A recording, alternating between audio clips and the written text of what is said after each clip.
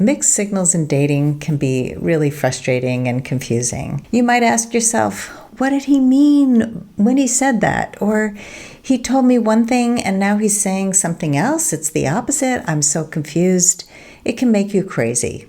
So today we're going to discuss why people give mixed signals in dating and what we can do when we are on the receiving end of these mixed signals, these ambivalent signs. He's into me, he's not into me, I don't know what's happening. What are mixed signals in dating? How do we define that? The first thing is when somebody tells you one thing but does another. And here are some examples. He says he wants to see you again, but then he doesn't follow through with a date. He says he can see a future with you, but he doesn't plan for the future. And the third example is you have an amazing first or second date, and then you don't hear from him, and you're wondering why. He seemed to be really into me. What do these mixed signals mean? The first thing it can mean is he's not that into you, but he's afraid to tell you. The second, he's not ready for a relationship even though he tells you that he is.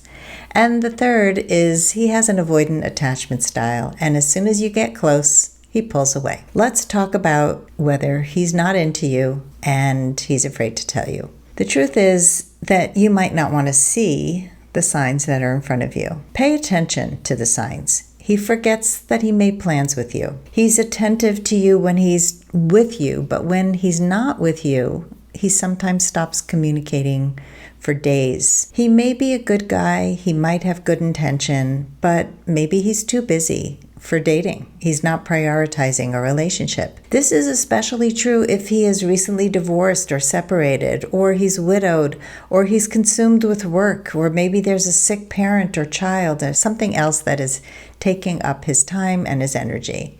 He might believe that he's more available than he actually is. I've dated many people who thought they were available. He might really like you, but maybe he's dealing with an angry ex, or the sadness that he has about the loss of his wife, and maybe he doesn't realize how big that is for him. Or maybe he's trying to balance a busy work schedule with his dating life. This is a mixed signal, and you get to decide what you're going to do about it. The next one we're going to talk about is somebody who has an avoidant attachment style. People who grew up in homes that didn't feel secure to them, where their caregivers often gave them mixed messages or they were cold. They often have attachment traumas in their romantic relationships. They want you until they get you. They pull away, and then you get more anxious. Then you pull away, and the chase starts again. And this is crazy making. It's common to have mixed feelings, uncertainty, or indecisiveness concerning any relationship until you've gotten to know each other better and feelings become more clear. But when those mixed feelings lead to ambiguity after the relationship has progressed, then you can have anxiety and fears, and it can feel like you've lost all control in the relationship, and the other person has all the power. Mixed signals keep things off balance, and they can create distance. The good news is there's something you can do to take your power back no matter what the cause of the ambiguity is. So how do we handle mixed signals in dating? The first thing is to be really clear about your must-haves and deal breakers. Know the qualities that you absolutely must have and will not tolerate in a partner. You need to have that honed down to the top 5 of each. Put it up on your mirror. Put it up somewhere where you can see it every single day, before every date, after every date.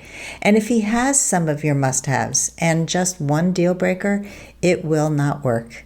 I know that sounds extreme, but it is so true.